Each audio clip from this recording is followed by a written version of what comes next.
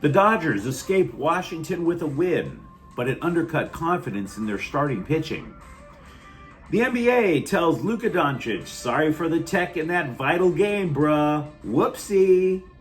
And USC adds yet another lineman to the class of 2026. Good morning. I'm James. And this is your daily dose of sports and snark for the greatest sports city in the world, Los Angeles. This is the Faithful Angelenos Morning Report. It is April 10th, 2025. We added multiple new subscribers to the Angeleno Familia yesterday.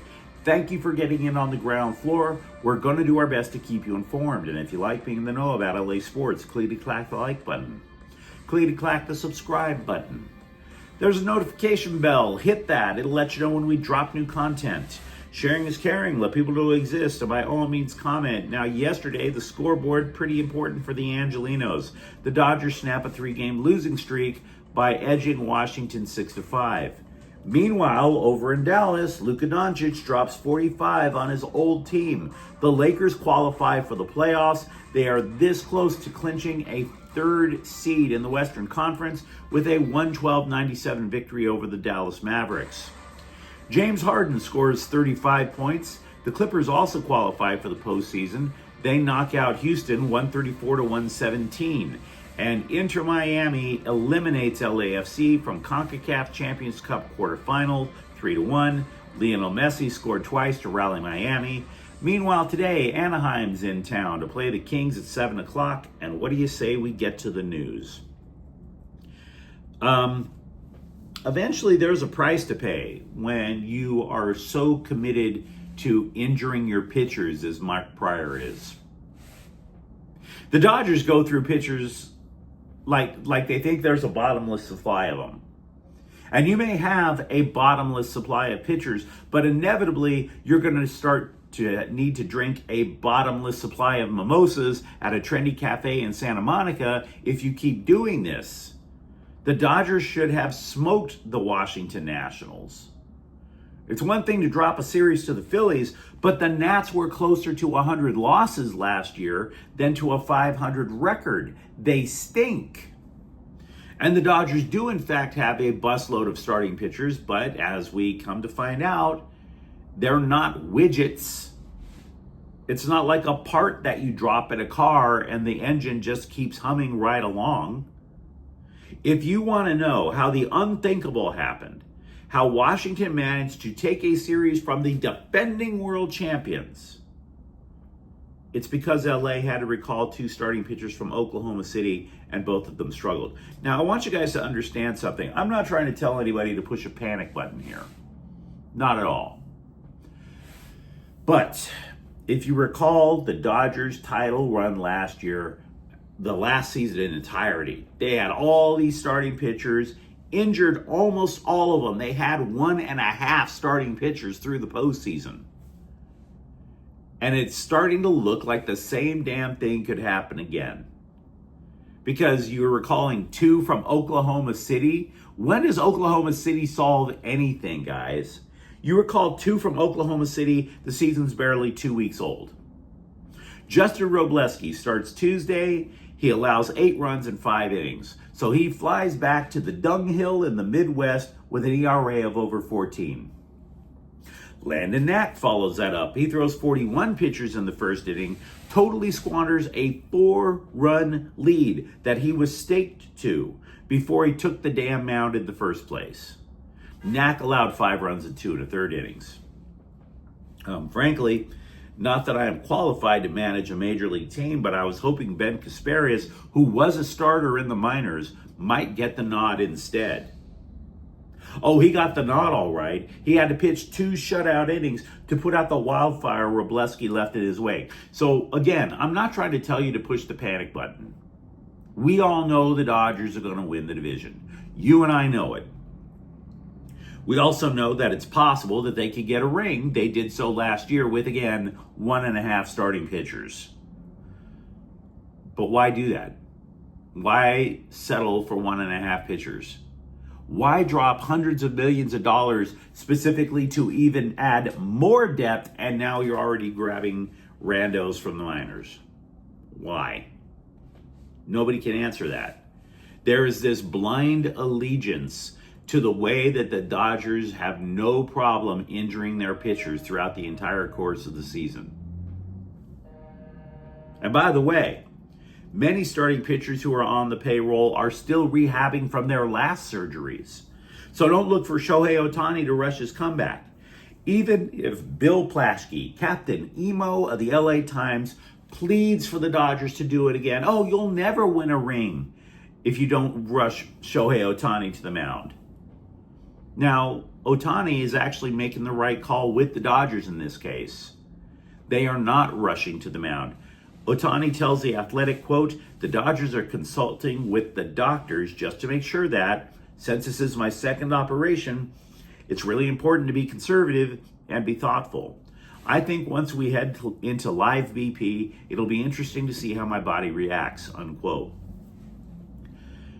And I'm telling you guys, I realize that's the right call, but the Dodgers keep injuring their pitchers, and it's going to be very scary whenever Shohei Ohtani goes like this on the mound. Because then not only do you lose him as a Cy Young potential winner, you lose him as the MVP. So, panic? No. Why do they keep employing Mark Prior? Why do they keep injuring pitchers? I can't answer that. But there is a plus side. Dave Roberts said Freddie Freeman is taking batting practice and is on track to play Friday against the Cubs. And that would be lovely because Kike Hernandez, who everybody seems to love, despite trying to high-five a teammate's groin in the playoffs last year, although that's technically a high one, started in Freeman's place while Freeman's been out. Kike Hernandez is hitting 103. So, goofy times in Dodger blue. The NBA rescinded the technical foul issued to Luka Doncic in the fourth quarter of Tuesday's loss in Oklahoma City, and I'd like to thank NBA Commissioner Adam Silver, aka the malnourished Silver Surfer, for doing absolutely nothing that matters. Nothing. Because as the cliche goes, two things can be true at once. One, the refs made an egregious mistake. Absolutely. Should have never thrown out Doncic in the first place. But two, Doncic shouldn't have been so stupid to start trash talking a fan in the fourth quarter in a critical game for a playoff seeding, which thereby drew the attention of a ref with absolutely no self-awareness. The best way to avoid a decision from an idiot ref is not to draw the attention of an idiot ref. The Lakers led 108-107 over the Thunder at the time of the second technical, 7 minutes away from upsetting the top seed in the West in back-to-back games. I mean, without Doncic, Oklahoma City blew the Lakers out of the water. And moreover, the Lakers were 2 wins away at that point from clinching the third seed in the Western Conference.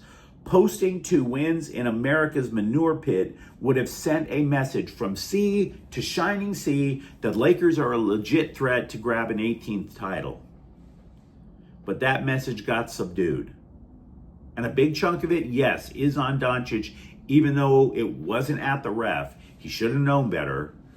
But rescinding the technical means nothing. Means absolutely nothing. Were you like me when you were a kid? I have these vague recollections of childhood and thinking that I had a future. See, when I was a kid, I had a G.I. Joe. And, you know, you always want the next generation to be able to have role models and these little dolls to play with. Even boys will play with a G.I. Joe or whatever the new one is. Well, today's young boys don't need to have war heroes as role models. Hell no, we're not going to give you a G.I. Joe. LeBron James, though, becomes the first pro athlete to be turned into a Ken doll. Yes, Barbie's dream house just better have a basketball hoop and some Laker girls somewhere along the side. LeBron James is a Ken doll. Now, I don't plan on checking to see if it's authentic LeBron James, or authentic Ken, I'm not going to be checking that out. But yeah, if you want your son to play with a consummate model of masculinity, go to Walmart and go to the Barbie section to find the Mattel Ken-bassador LeBron James. You can go find LeBron's Ken doll right next to, I don't know, Fashionista Ken, Barista Ken, complete with a man bun, and Divergent Ken, complete with a tramp stamp and about 18 pronouns. LeBron James, happy to be a Ken doll. 4-star high school offensive tackle Vlad Diakonov from Folsom, not the prison, the town, has committed to play for USC. He's 6'7", 275 pounds. This is yet even more heft to the recruiting class of 2026. Scouting reports say that the dude has a high ceiling with NFL possibilities because he is equally adept at run and pass blocking. He could also, by the way, shift to guard. There's no guarantees playing tackle. Now, the downside is he hasn't played a lot of football. So a lot of these scouting reports might be a little bit too much fluff for the room. Overall, though, the Trojans have landed 22 recruits, or at least have had 22 kids say that they're going to follow through on their word. We all know how that turned out last year. But 14 of those recruits are from California, and 4 of them are on the offensive line. The idea for USC to finally get big, it's becoming reality. Now, as for the current iteration of the Trojans' offensive line, although in spring ball we believe that 4 of the 5 spots are pretty much locked in, right tackle appears to be an ongoing battle between sophomore Tobias Raymond and redshirt freshman Justin Tawanu. You know, it's been kind of funny. We've been talking a little bit too much about the future for the LA Kings in goal because we know there's a distinct possibility that Darcy Kemper, who's had a terrific year, could totally step on a rake next season. Now, how an ice rink is covered in rakes is anyone's guess, but hockey history is filled with goalies stepping on rakes. Very unstable. You don't get a lot of goalies who are just consistently great. Finding the next Jonathan Quick would be lovely. And so now, in the last week or so, every day we are oddly getting updates on 2 of the top 3 goalie prospects for the Kings. One right after the other. You know, 2 days ago we're talking about Carter George. Yesterday it was Hampton Slikinski. And now I'm looking for Kings News, and the story that's at the top of Kings News is lifetime Kings fan Carter George ready for probable AHL debut. AHL. Now, I dispute anybody looking forward to living or starting in the Inland Empire, but be that as it may, this is getting ridiculous. It's almost like we're trying to get an endless stream of hype as opposed to actual when are they going to be ready. It's like this goofy one-upsmanship by hockey scribes. And the decision is probably, what, a year away? Because Kemper is going to play in LA next year. He could suck next year, but he's going to play.